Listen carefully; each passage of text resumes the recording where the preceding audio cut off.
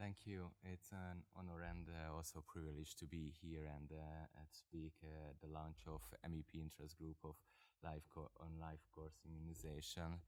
As you know, I'm a newly elected member with a medical background, and I also want to express my warmest congratulations to the co-chairs, Mr. Vitanis Andrukaitis and Mr. Tomislav Sokor, for their leadership in driving this essential initiative forward, because we are talking about a very important topic. And if you just look back in our history of humanity, only 125 years ago, the average life expectancy was in Europe about 35, 37 years, now more than 80. But 200 years ago, 100 years ago, the average infant mortality rate was about 25%, which means that 25 of 100 kids died before their first birthday. Now it's under 0.5%. And as Tomislav mentioned, people think that our health and that we live longer and a healthier life is granted, and it's a natural thing. But actually, is the result of investment and research and dedicated work in healthcare, both the work of scientists and the medical doctors, nurses. The whole healthcare system helps to achieve that thing that we can live so long, and we can have discussions like this. And now what we see that people just take this granted and think that vaccinations and other treatments or prevention methods are not so important, because it's enough to live a healthy lifestyle and eat properly. And then we see these very sad cases when the young children die because preventable infectious diseases. And during the pandemic, we witnessed, as Mr. Andrukaitis mentioned, that these infectious diseases do not respect the borders of the member states or the continents, because they are infectious diseases. But said that it's not so obvious for everybody, and it's not so obvious because we see that there is a big lack of trust in our healthcare system, and also the misinformation can spread so quickly that it's really hard to fight against these misinformations. During the COVID, we witnessed this, and it is a real threat to our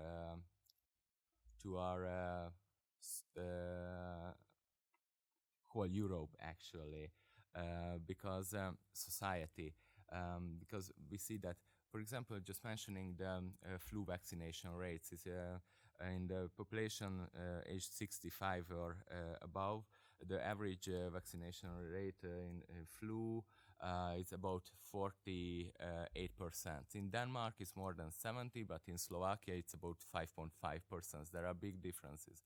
Eastern part of Europe is a little bit lagging behind in this type of prevention. I think there are two big challenges. One, how can we use the new digital solutions like European Health Data Space to help to collect the proper data, because for the research and for the proper analysis of the situation, we need data, and very good quality data. And also with new AI solutions, we can identify the outbreaks in very early stage, and we can intervene.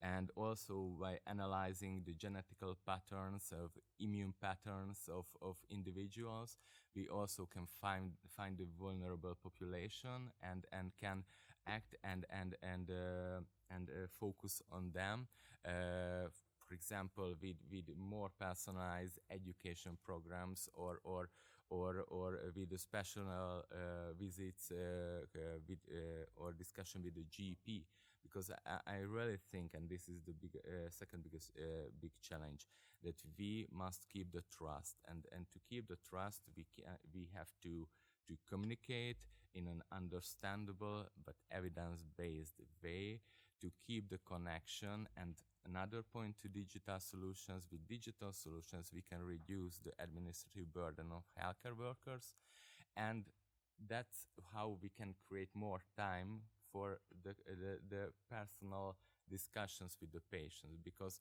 we are humans, and it's not enough just give a medicine to us, or a vaccine, because there's the question, okay, but why is it good for me?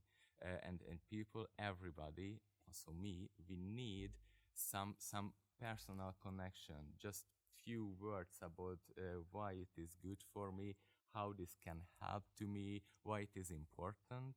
And I think we must focus on this, and the prevention programs must contain also the educational programs. And I know that it's a little bit cliche, but in this new world, with this new social media channels, communication channels, with this very accelerated type of communication, we must focus on this, because in the future, and I mentioned this before, we easily can find ourselves in the situation that we have the proper treatment, the proper tools to heal the patient.